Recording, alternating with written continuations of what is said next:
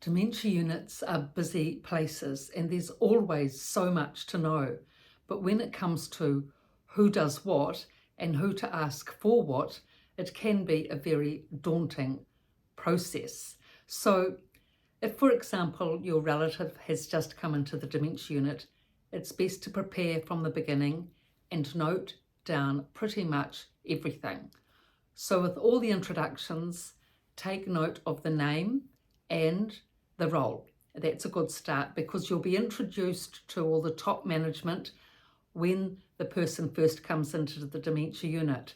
So the village manager, the clinical manager, the charge nurse, all these people you'll be introduced to. So if you know who they are and their role, then you can, and the part they play in the big picture, then you can get off on a good footing. Then, of course, it's day-to-day after that.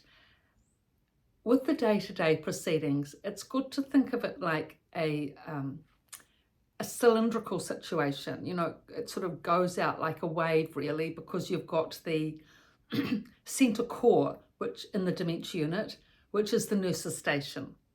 Everything starts from the nursing station. And the nursing station will be just at the entrance. So at the nursing station, you'll have the charge nurse. So of course you go there to ask questions on medication, doctor's rounds, doctor's visits, how is your mother sleeping, how she's eating, all the medical things you ask the charge nurse. So that's fairly straightforward. Now from there, expanding out, you've got the workers and the staff who are working up the corridors. That's where actually most of the work takes place.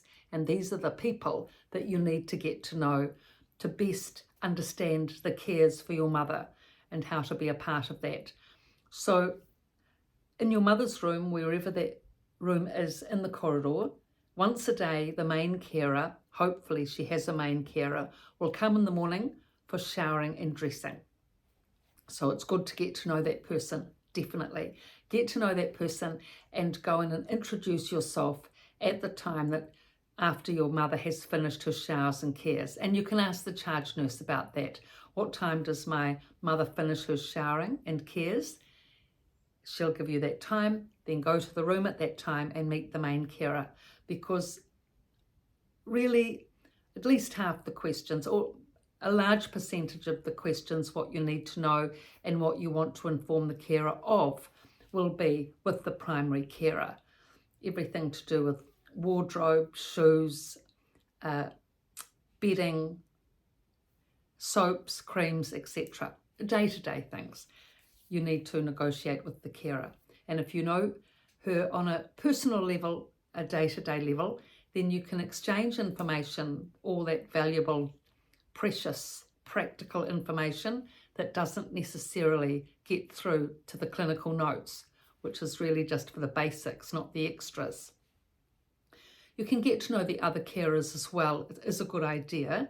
You'll meet them up the corridors mainly as well, and also at meal times when they're serving the meals, and morning and afternoon tea when they're serving those. So the other carers will be fill-ins for your mother when your main carer is either unwell, on holiday, or weekend leave. And of course there's night staff as well. And rosters rotate. You know, staff, some do day shift some of the time, night shift some of the time. Most people like to have a standard shift, but it all varies. So it's just a good idea to get to know the lay of the land, most of the carers, but primarily your main carer. Now, also, the important people to get to know in terms of the staff that work along the corridors is the cleaners and the laundry girls. The laundry girls know everything about your mother's washing, where it is in the system, if it's been named or not, whether it needs to be named, what to hand wash, like cardigans and mohair rugs, very important, and giving the whole explanation of, you know, it's an industrial laundry, so it's not like things are hung out on the line to dry nicely. It goes through the big washer, then the big dryer. So only certain clothes can tolerate that. So the rest needs to be hand washed. And then the cleaners are very good. Those girls are great. I mean, all the staff are excellent that work with your mother day to day. They really are. And they do care for the residents. They show a lot of care and consideration. A lot of the dementia residents make friends with the cleaners and laundry girls because they come in every morning to, to do the vacuuming with the cleaning and the dusting and deliver the laundry, clean laundry every day, the laundry girls. And they often stay in their room all morning, especially to be able to meet with the girls and have a chat. So that becomes like their friendly family in a way. So with the cleaners, of course, they're fantastic at finding things, because in a dementia unit, no present memory, wanderers coming into different rooms and putting stuff here, there and everywhere, things are always getting lost.